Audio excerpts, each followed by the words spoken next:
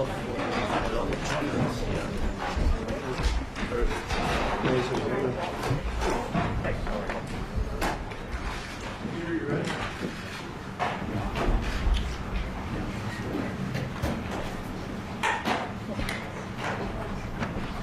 thank you very much. It's an honor to have President Zelensky of Ukraine, and we've been working very hard, very close. So we've actually known each other for a long time. We've been dealing with each other for a long time and very well. We had a little negotiation spat, but that worked out great. I think for both countries, I think for the world, actually, beyond both countries. And we have something that is a very fair deal. And we look forward to getting in and digging and working and getting some of the rare earth. But it means we're going to be inside, and it's a big commitment from the United States, and we appreciate working with you very much. And we will continue to do that. We have had some very good discussions with Russia. I spoke with President Putin, and we're going to try and bring this to a close. It's something that you want and that he wants. We're going to have to negotiate a deal. But we've started the confines of a deal, and I think something can happen. The big thing is the number of soldiers, mostly at this point, but soldiers being killed. You're losing thousands of soldiers. So on both sides, we're losing a lot of soldiers, and we want to see it stop. And we want to see the money get put to different kinds of use, like rebuilding. And we're going to be working very hard. But we've had a lot of very good conversations. I will say until we came along, the Biden administration didn't speak to Russia whatsoever. They didn't speak to anybody. They just allowed this to continue.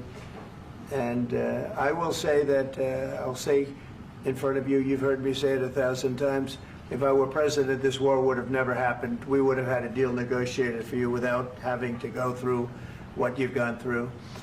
But your soldiers have been unbelievably brave. We've given them great equipment, but somebody has to use the equipment. They've been unbelievably brave, and we give them great credit. This was supposed to be over very quickly, and here we are 3 years later. So I give tremendous credit to your generals and your soldiers and yourself in the sense that it's been very hard fighting, very tough fighting. They're great fighters. And you have to be very proud of them from that standpoint. But now we want to get it over with. It's enough, right? We want to get it over with. So it's an honor to have you here. Thank you very much for coming. We're going to sign the agreement at the conference in the East Room in a little while, right after lunch. And we'll be having lunch together. We're also discussing some other things. And we appreciate everybody being here. It's somewhat of an exciting moment, but the really exciting moment is when they stop the shooting and we end up with a deal. And I think we're fairly close to getting that, and an honor to have you. And please, would you like to say something? Yeah, thank you so much, Mr. President. Thank you for the invitation. And really, I hope that this first document, will be a first step to real security guarantees for Ukraine, our people, our children. I really count on it. And of course, we count that America will not stop support. Really, for us, it's very important to support and to continue it. I want to discuss it with details further during our conversation, and of course, the infrastructure or security guarantees. Because for today, I understand what Europe is ready to do. And of course, I want to discuss with you what the United States will be ready to do. And I really count on your strong position to stop Putin. And you said that enough with the war. I think that is very important, Ben, to say these words to Putin at the very beginning of war, because he is a killer and terrorist. But I hope that together we can stop him. But for us, it's very important to, to save our country, our values, our freedom and democracy, and of course, no compromises with the killer about our territories. But it will be later. And of course, what I wanted, we spoke about it by phone with you about the drones production. We have very good drones production. I think the best one in the world for today because of the war. Yes, and of course, we need very much the air defense. You have the best air defense in the world, and really you helped us under attacks of Russians. And I want to speak how we can exchange the licenses. We're open to share the licenses of all our drones with you, of course, with the United States. And we need licenses for quick production of air defense. Even after the war, we need our nation to be calm, that we are secure. So that's why we need this air shield. And of course, about this, I want to speak about the contingents. I think that France and UK already spoke to you, and we know that Europe is ready, but without the United States, they will not be ready to be as strong as we need. And the last point, last not least, about exchange, about our people and children. And you know that these crazy Russians, that they stolen 20,000 of children, Ukrainian children. They changed their names, they changed their families, relatives, and now they're in Russia. We want to bring them back, and really, it's a big dream, task, and goal for me, and our warriors. By the way, Mr. President, we released more than 4,000 warriors from Russian prison, but there are thousands more in the prison. I wanted to share with you some images. How it's. I've just can I now? Yeah, please. Some minute, 1 minute, 1 minute. I just you to understand in what circumstances, in what situation they are, and what the attitude of Russia to our prisoners. That guys, just you before and after. And you see before and after, just you to understand. Now thousands of such guys, ladies and men, there. And that, so they don't eat, they beat them, and they, they do a lot of, bad things. So out of, even during the war, there are rules. Everybody knows there are rules during the war. So these guys, they don't have any rules. You see that, 50, 60 kilograms left, and a lot of such things. And I didn't want to show you what the changes with images of children, because I will just share with you. And I mean, it's looking tragic. Yeah, that's tough stuff. Yeah, I wanted very much to give you, and you see. Yeah. This is pastor, by the way. They stolen pastors because it's not Russian church. They stolen pastors and moved pastors to the prison. At the end of last year, we brought 3 pastors, and we could exchange them. And this is pastor, you see. Yeah, that's tough. Yeah. So I mean, this I wanted to show you, and this. So thank you very much. We want to get that ended, right? Yeah. Of course, we And I want. think we will. And We have to, of course. do you have any questions, please? Thank you, Mr. President. With the, how much money is the U.S. going to put into the fund that is being created today, and how does this provide long-term security for Ukraine? Well, we don't know exactly how much, because we're going to be putting some money in a fund that we're going to get from the raw earth that we're going to be taking and sharing in terms of revenue. So it's going to be a lot of money will be made from the sale and from the use of raw earth. And as you know, our country doesn't have much raw earth. We have a lot of oil and gas, but we don't have a lot of the raw earth. And what we do have is protected by the environmentalists, but that can be unprotected, but still it's not very much. They have among the best in the world in terms of raw earth. So we're going to be using that, using it for all of the things we do, including AI and including weapons and the military, and it's really going to very much satisfy our needs. So it's something that just worked out really well. We have a lot of oil, and we have a lot of gas, we have a lot, but we don't have raw earth. So this has just about every component of the raw earth that we need for computers, for all of the things we do. This puts us in great shape. And on long-term security for Ukraine, how does this provide? I think they're going to have great luck. I think once we make the agreement, that's going to be 95% of it. They're not going to go back to fighting. I've spoken with President Putin, and I feel very strong. I've known him for a long time, and I feel very strongly that they're very serious about it, and we'll make a deal. And when the deal is made, I don't think, we talk about security. Everyone's talking about the other day, all they talked about was security. I said, let me make the deal first.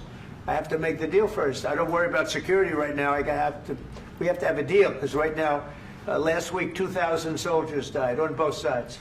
2,000. And they're losing 1,000, 2,000, 3,000 a week. So as we sit here and we talk, people are getting shot and dying on the battlefield.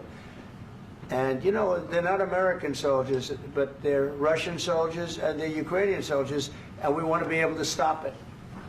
And we want to be able also to spend money on other things. We don't want to, this is a tremendous amount of money, and what the Biden administration did was terrible. They were giving money, but they had no security on the money.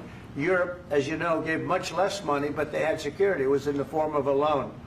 They get their money back, and we didn't. And now, at least we're protected, because the American taxpayer has to be protected too. But this is an incredible agreement for Ukraine, because we have a big investment in their country now, and what they have, very few people have.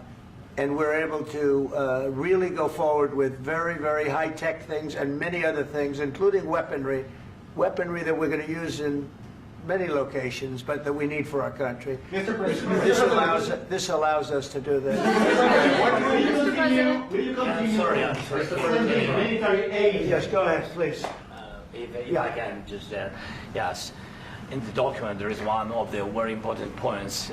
If we speak about business and investment, we never had LNG terminals in Ukraine. This document will open. I mean, the next documents, but anyway, here we see in the framework, we see really goodwill for this. LNG terminals for us is very important, and I think for security of European continent. We have the biggest storage, gas storage.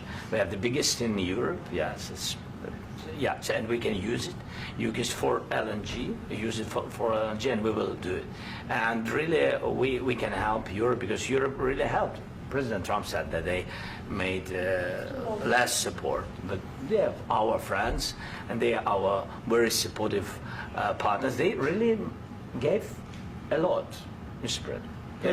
They did. They gave a lot, but they gave much less. No. Much less. No. No. No. Okay. Okay.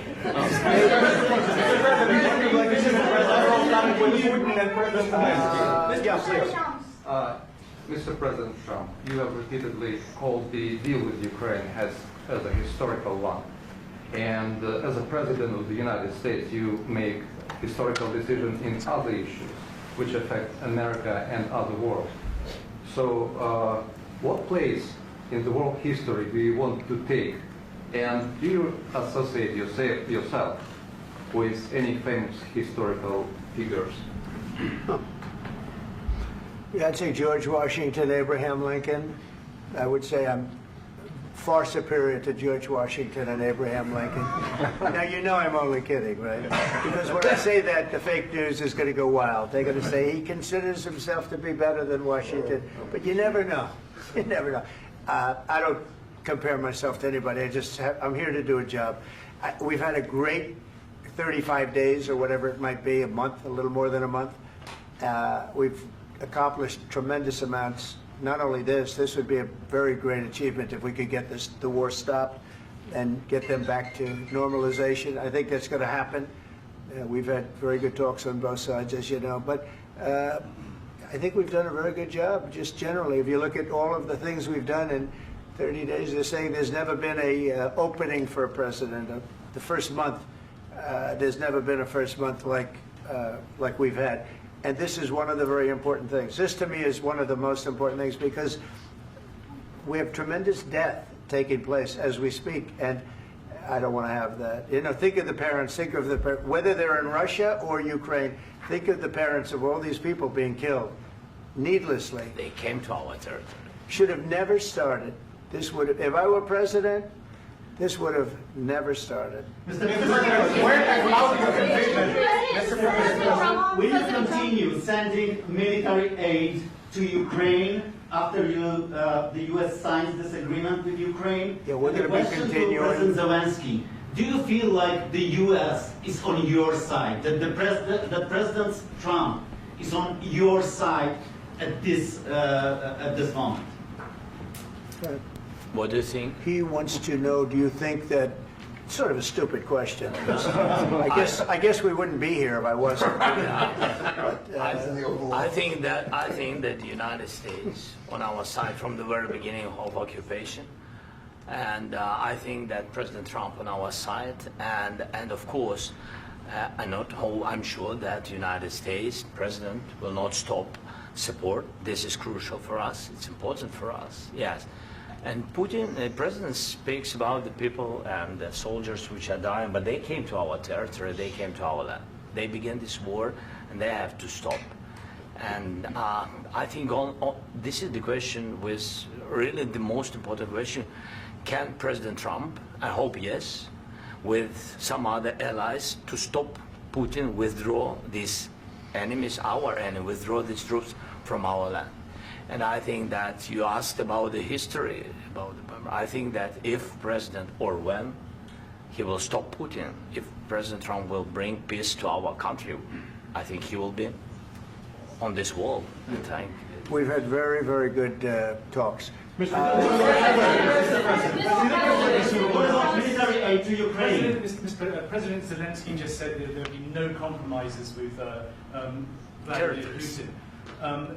I just wanted to ask both of you, firstly, are there compromises that you think that President Zelensky is going to have to make? And President Zelensky, is there anything that you think you may be able to offer or bring to the table, for example, elections? Thank you. I think you're going to have to always make compromises. You can't do any deals without compromises. So certainly he's going to have to make some compromises, but hopefully they won't be as big as some people think you're going to have to make. That's all. That's all we can do. I'm here as an arbitrator, as a mediator to a certain extent between two parties that have been very hostile. To put it mildly, they've been very hostile. This has been a vicious war. This has been a vicious war. You know, it's a very level battlefield, and those bullets go out, and as I've said many times, we were talking about it with Pete, many times the only thing stopping those bullets is a human body. And in the case we're talking about, generally young human bodies are stopping a lot of bullets. It's dead level. That's why it's great farmland. It's great land. It's great farmland, but there's very little protection against the bullets that are being, and other things that are being shot. So all I can do is see if I can get everybody at the table and get an agreement. And I think we're going to end up with an agreement. Otherwise, I wouldn't probably be even here today. Mr. President, I've got two questions for you. You think ultimately your legacy will be the peacemaker and not the president that led this country into another war and ended foreign wars? And I've got a question. I hope it will. I mean, I hope I'm going to be remembered as a peacemaker. This would be a great thing if we could do this. I'm doing this to save lives more than anything else. Second is to save a lot of money, but I consider that to be far less important. So I hope I'm going to, thank you, Brian, for that question. It was a nice question. I hope I'll be known and recognized as a peacemaker. This would be a great thing to solve. This is a very dangerous situation. You know, this could lead to a third world war. This was headed in the wrong direction. If this election were lost, if we didn't win this election, and we won it by a lot, that was a mandate. We won every swing state. We won the popular vote by millions and millions of votes. We won everything. The districts, you look at the areas of red, take a look at a map. This was a big mandate, and this was one of the things. I said, we're going to get this thing settled. If we didn't win, I think this could have very well ended up in a third world war, and that would not have been a good situation. What was your second question? And my second question for President Zelensky, why don't you wear a suit? You're at the highest, why don't you wear a suit? You're at the highest level in this country's office, and you refuse to wear a suit. Just want to see if do you own a suit? Yeah, problems. A lot of Americans have problems with you not respecting the dignity of this office. I will wear a costume after this war will finish. Okay. Yes, maybe one. Maybe something like this? Something like yours. Yes. That'd be great. Maybe something better. I don't know. We will see. Maybe something cheaper than. Yeah. Thank you. Thank you. Thank you, President Trump. You said yesterday that you... Are you going to send more arms to Ukraine in case there's no peace? Yeah, we're going to have arms to Ukraine, yeah, sure. Hopefully I won't have to send very much, because hopefully we're going to have it finished. We're looking forward to finishing this quickly. We're not looking forward to sending a lot of arms. We're looking forward to getting the war finished so we can do other things. But we very much appreciate the agreement because we needed what they had, and we're treating, you know, our country is now treated fairly. Biden didn't do that. He didn't know what the hell he was doing. This should have never happened. This should have never started. But, you know, sure, the answer is yes, but hopefully we won't have to send much because I'm looking forward to getting it done quickly, very quickly. Does that mean you'll provide security guarantees, Mr. President? I don't want to talk about security yet because I want to get the deal done. You know, you fall into the same trap like everybody else. A million times you say it over and over. I want to get the deal done. Security is so easy. That's about 2% of the problem. I'm not worried about security. I'm worried about getting the deal done. The security is the easy part. Security is very nice. Everybody stops shooting. And now will Europe put people there? I know France is going to. I know the UK is going to. I know other countries are going to, and they happen to be right next door. We haven't committed, but we could conceivably. You know, we have security in a different form. We'll have workers there digging, taking the raw earth so that we can create a lot of great product in this country. So in that sense, you have something, but we haven't determined that yet. I will say, in speaking to France and in speaking to, and they were here, as you know, last week and just the other day, they have committed to a lot of security.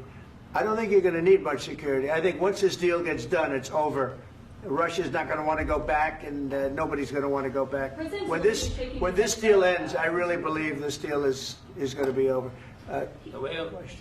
Yeah, please go ahead. Go ahead. Thank you. Mr. President, thank you. You had Mr. Macron and Keir Starmer at the White House this past week, both of whom praised your courage and conviction to lead the pathway towards peace. Yes. Part of that involved, though, re-engaging Russia in diplomatic relations, something that previous leaders lacked the conviction to do so. What gave you the moral courage and conviction to step forward and lead that? Well, I love this guy. Who are you with? One American News, sir. Well, that's why I like him. One American News does a great job. I like the question.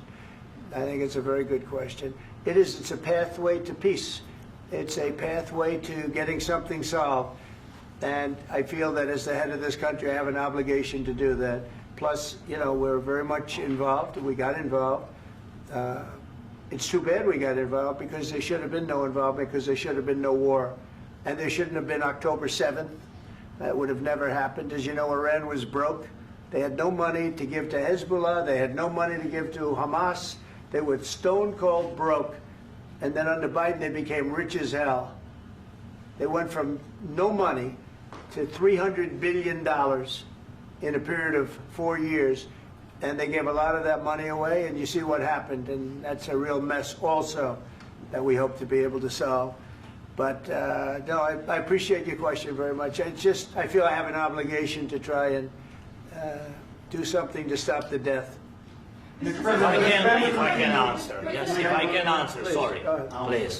Please. And I do like your clothing, by the way. Yeah, really? Even though I think he's a great guy, by the way. But I don't know if you two like each other. But you know what?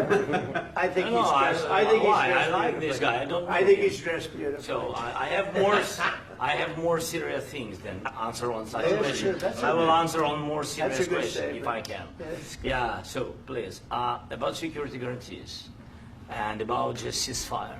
We can't just speak about ceasefire and speak and speak. It will not work. Just ceasefire will not never work because I'm like a president. I have this experience, and not only me. Ukraine before my presidency, from the 2014, Putin broken 25 times. 25 times he broken his own signature. 25 times he broken ceasefire. But he never broke to me. He never broke to me. No, you were the president. He You never were the broke- president he during. never broke to me. In 2016, you've been the president, Mr. President. You've been the president, but he had, of course, not with you, but he had during those periods. He had conversations with our side, and we had Normandy format. You know, the France, Germany, Ukraine, and Russia, and he broken 25 times. That's why we will never accept just ceasefire. It will not work without security guarantees. Security guarantees, maybe President is right about this document and other, but this document is not enough. Strong army is enough. because his soldiers afraid, Putin's soldiers afraid of our soldiers when we're strong enough. If we are not strong enough, if we are empty, if our storage is empty, we can't defend our land. Today, you know, he knows that we have, all the world knows that we have meeting, yes? Why he's using ballistic? Putin today using ballistic on our hospitals, schools, and etc. Ballistic. So he knows that we are here and that President Trump is really have goodwill to stop this war. And you hear now the president. So why he's using? So he doesn't want to stop. He doesn't want. But I hope that we will do it. Really, we'll do it. Security. When we speak about security guarantees, when the Europeans are ready for contingents, they need USA backstop. If there will not be United States, we will not never have any contingents, strong contingents from the Europeans, because they don't want to divide alliance, connection between the United States as the main and strongest ally and Europeans. And this is crucial, this is important. That's what we want to speak about very much. This is very important. And air defense. So air defense, really, we have big deficit with all these systems, and we need to provide this. We need it very much. Otherwise, Putin will never stop, and will go further and further. He doesn't want. He hates us. You know, it's not about me. He hates Ukrainians. He thinks that we are not a nation. He thinks, and he shared these thoughts. I think maybe with your team also. I don't know, but with all the Europeans, in media, officially and not, he always said that there is no such country, such nation, such language, and such life like Ukrainian. No, he really doesn't respect all the Ukrainians, and he wants to destroy us. And you are right, Mr. President. That's 2%. This document, maybe other documents, it's a very good start, very good, but it will not enough to stop this person. Should Russia pay to rebuild Ukraine? Mr. President, after these Should Russia pay to I asked rebuild Ukraine? They have to Zelensky pay. this question. You This didn't is the like rule. because This is the rule of the war. I'm This is sorry. the rule of the war. During all the centuries, all the history, this is the rule of the war. Who began, those pay. Do you agree This with is the that? rule. Putin began this war. He has to pay all money for innovation. He has to pay. Of course, some Russian assets, what we have in Europe, about 300 billions, we can use them. We can use for innovation and buy military support from the United States also. We can do it, but it's not enough. It's not enough. Do you envision a trilateral summit with Because I want Putin to and know. President Zelensky? Wait 1 second. I asked this question that you didn't like because I wanted to know if you want to position yourself in the middle between Russia and Yes. Ukraine or on the Ukraine side. No, I'm in the middle. I want to solve this thing. I'm for both. I want to get it solved. And it's wonderful to speak badly about somebody else, but I want to get it solved. If we can solve it, great. If we can't solve it, they're going to have to fight it out, and who knows what's going to happen. But I want to see it get solved. May I follow up? One more question about U.S. troops in Europe. After Russian invasion of Ukraine, your predecessor sent additional troops to Eastern Europe, including Poland, my country. Yeah. Are you committed to keeping these troops on the eastern flank of NATO in the future? I'm very committed to Poland. I think Poland has really stepped up and done a great job for NATO. They, as you know, they paid more than they had to. They are one of the finest groups of people I've ever known. I'm very committed to Poland. What about Baltics? Poland's in a tough neighborhood, you know. What about the Baltics? The Baltics, they got a lot of, it's a tough neighborhood too, but we're committed. We're going to be very committed, and we're committed to NATO. But NATO has to step up, and the Europeans have to step up more than they have. And I want to see them equalize, because they are in for far less than we're in, and they should be at least equal. You understand that? Why is the United States, we have an ocean in between, why is the United States in for so much more money and other things as Europe? With that being said, and as you said, they've also been obviously very helpful, but we have put in far more than they have, and I think they should equalize. Mr. President, Yeah, please, go Can I ahead. ask you about the agreement again today? What changed between the first time that Secretary Bessent gave President Zelensky the agreement and today for the signing? We made a deal. So What was the I'm just- deciding factor? I'm a business person. We made a deal. That's what changed. Along those minerals. I didn't think we were going to make a deal, and we ended up making the deal, so that changed. Mr. President, what and how do you envision a trilateral summit with President Zelensky and Putin? I don't know, under but these well, they circumstances? don't like each other. I can tell you that. Okay? They do not like each other. This is not a love match, and it's unfortunate. That's why you're in this situation. The United States should not have allowed this to happen. Okay? The United States, run by a man that didn't know much. I'm going to be very nice. Run by an incompetent person, very incompetent person, should never have allowed this to happen. I've stopped wars. I've stopped many wars. My people will tell you, I stopped wars that nobody ever heard about. I stopped wars before they ever started.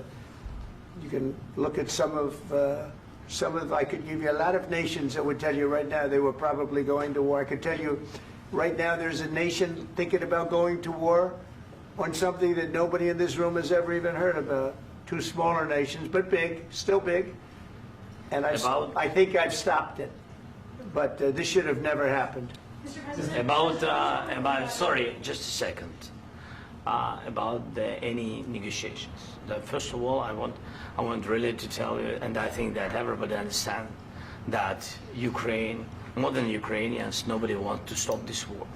But at the future, any negotiations, it's understandable that two sides of the war, not Russia and the United States, because this is not the war between Russia and the United States. This is war of Russia against Ukraine and Ukrainian people. So these two sides will be at the anyway will be at the negotiation table. Then of course United States, like the strongest partner of the Ukraine, and of course Europe.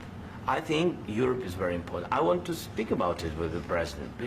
Yes, Europe is very important for us because we really defend Europe for today. All Europeans really recognize that we are defending line, and they have real life, and our people are dying. That's why they helped us. And also, it's about the NATO. Yes, between, like the president said, you have big, nice ocean. Yes, between us. But if we will not stay, Russia will go further to Baltics and to Poland, by the way. But first to the Baltics. It's understandable for them because they've been in the USSR. You know, they've been one of the republics of the USSR, and Putin wants to bring them back to his empire. It's a fact. And when he will go there, if we will not stay, you will fight. Your American soldiers, it doesn't matter, do you have ocean or not, your soldiers will fight. Mr. President, would you be willing to visit Ukraine, maybe Kyiv or Odessa, which is known to be at the riviera or Black Sea? It was my question. I'm sorry. I don't want to talk about Odessa now. Let's not talk about Odessa. I want to talk about making a deal, getting peace. We don't have to talk about Odessa, but a lot of cities have been destroyed. A lot of cities that are not recognizable. There's not a building standing. No, And a lot of things have Mr. to happen. President, you have to come and to look. No. We have very good cities.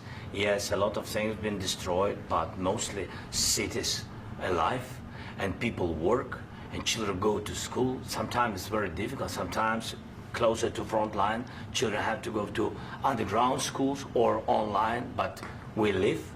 Ukraine is fighting, and Ukraine lives. This is very important.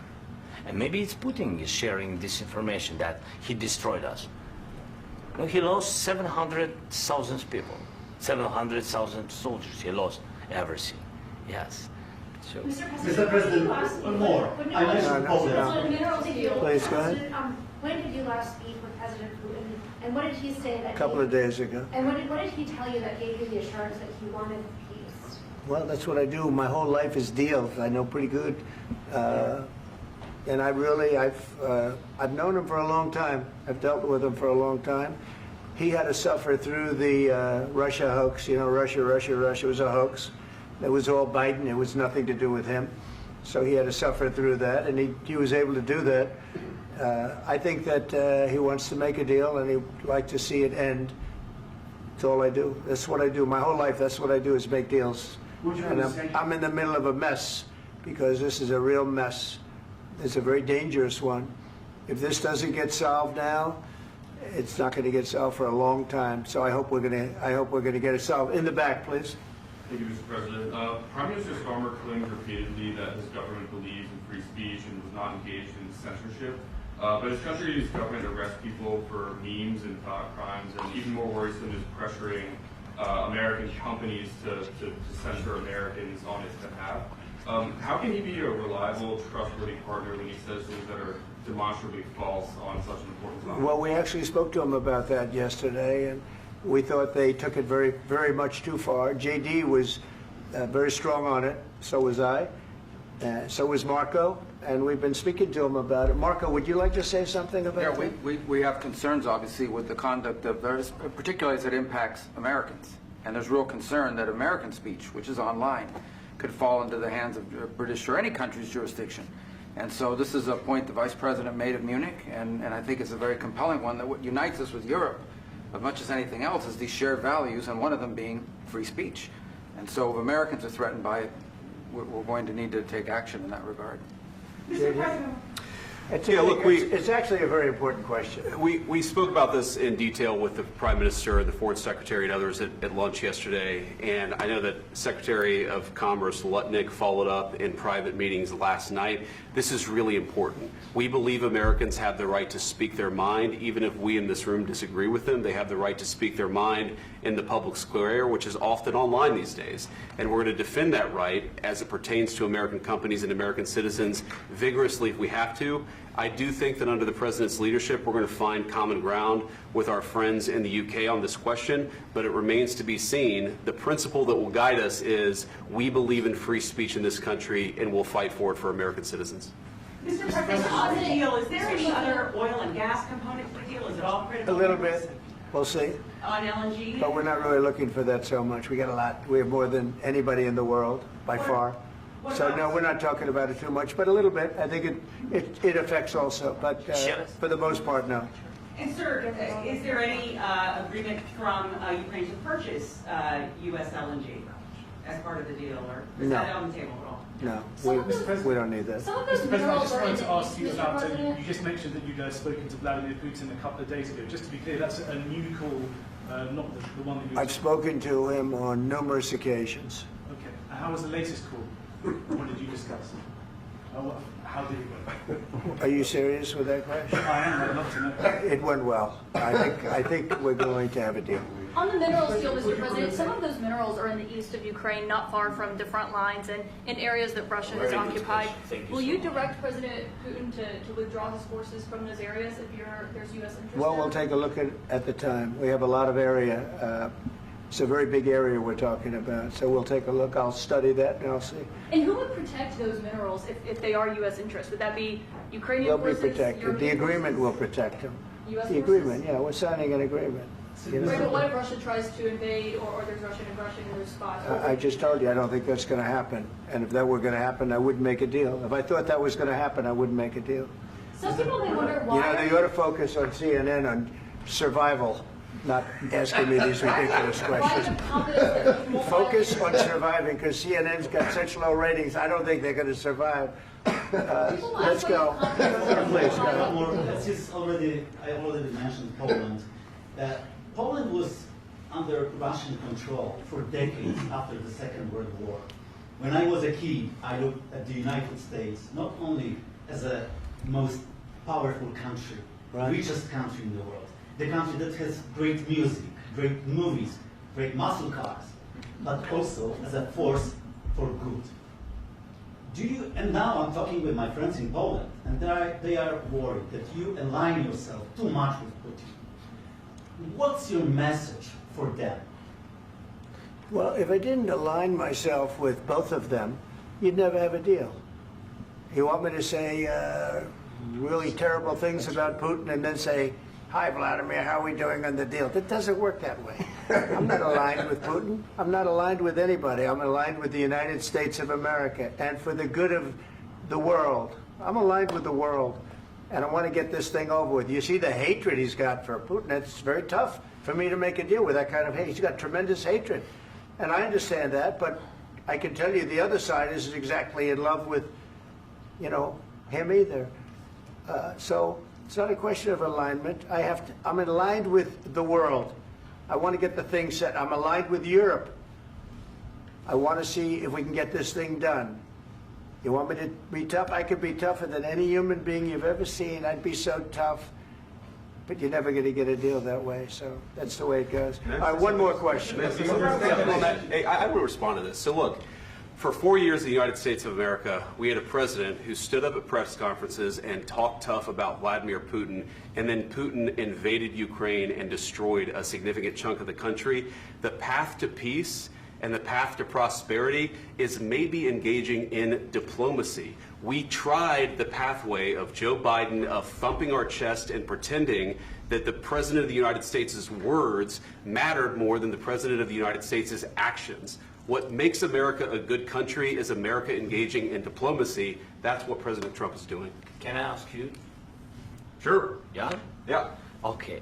So he occupied our parts, big parts of Ukraine, part of East and Crimea.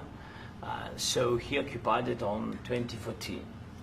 So during a lot of years, so I'm not speaking about just Biden, but those time was Obama, then President Obama, then President Trump, then President Biden, now President Trump, and God bless, now President Trump will stop him.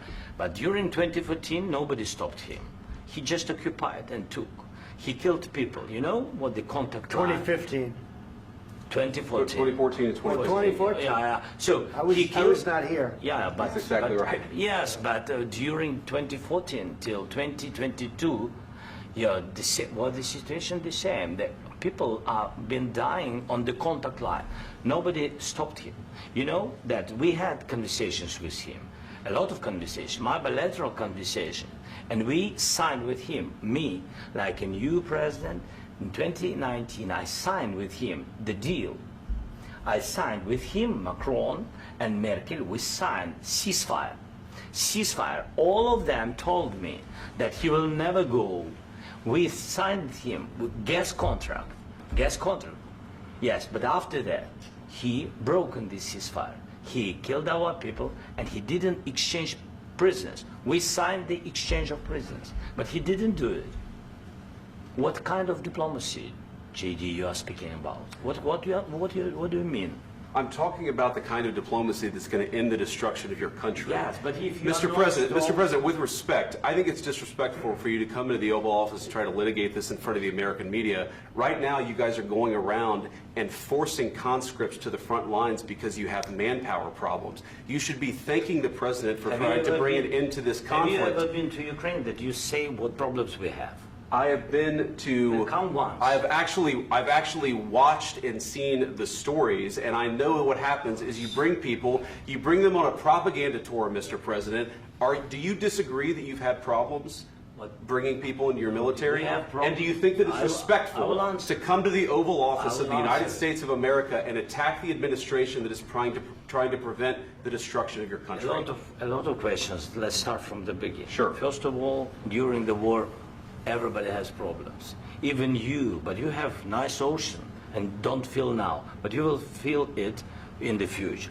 God bless. You don't know that. God bless. You don't God know bless. that. You will not have a war. Don't tell us what we're going to feel.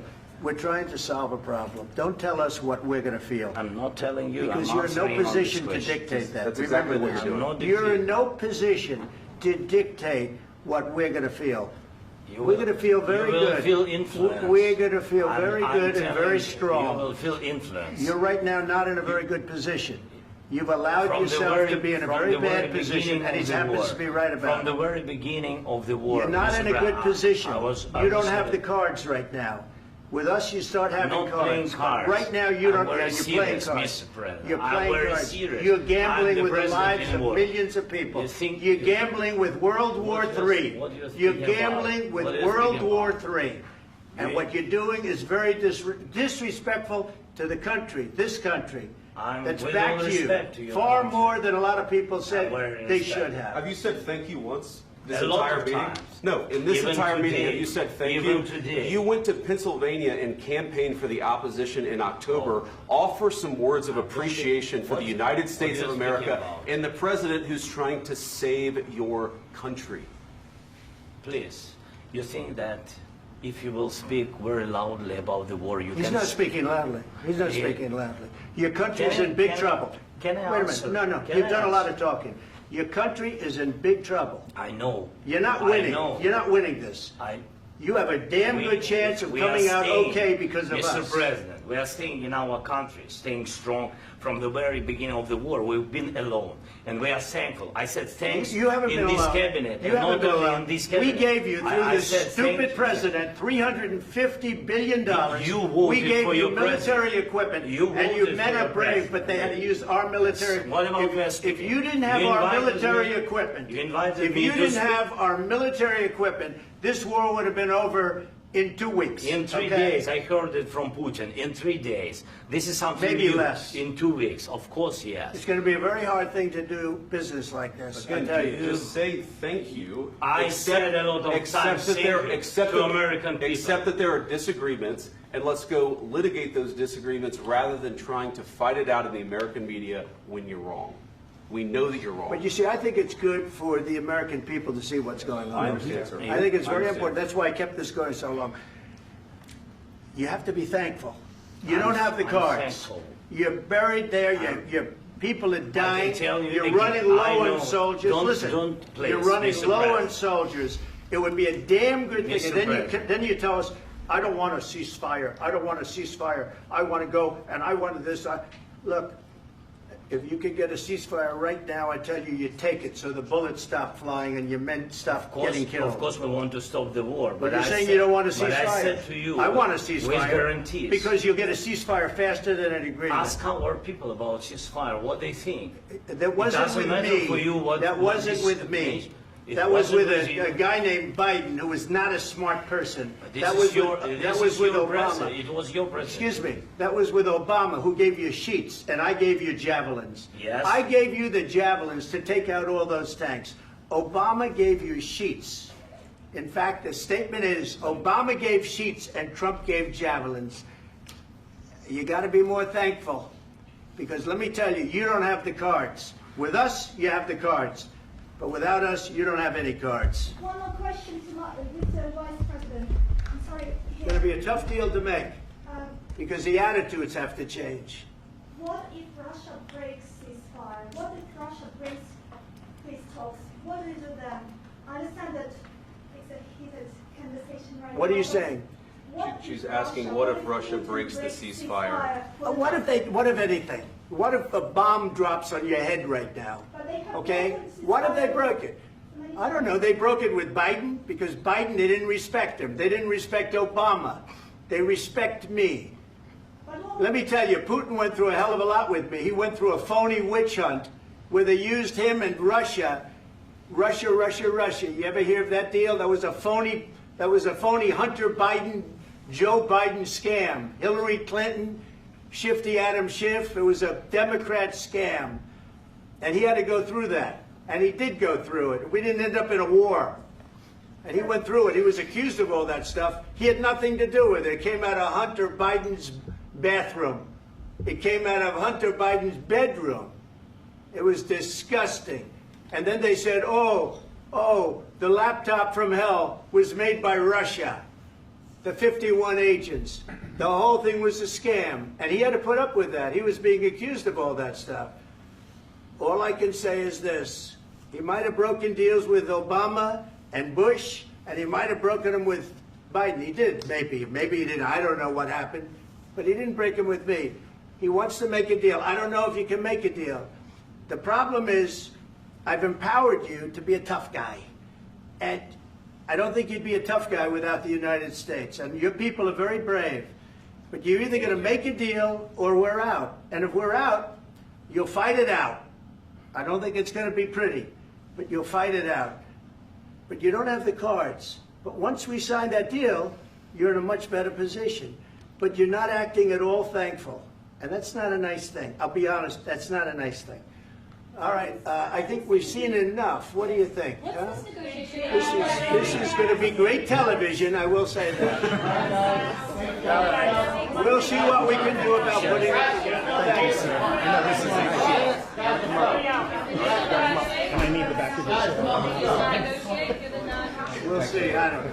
All right, guys, come on. Wait, hey, let's go. Guys, come on, let's move.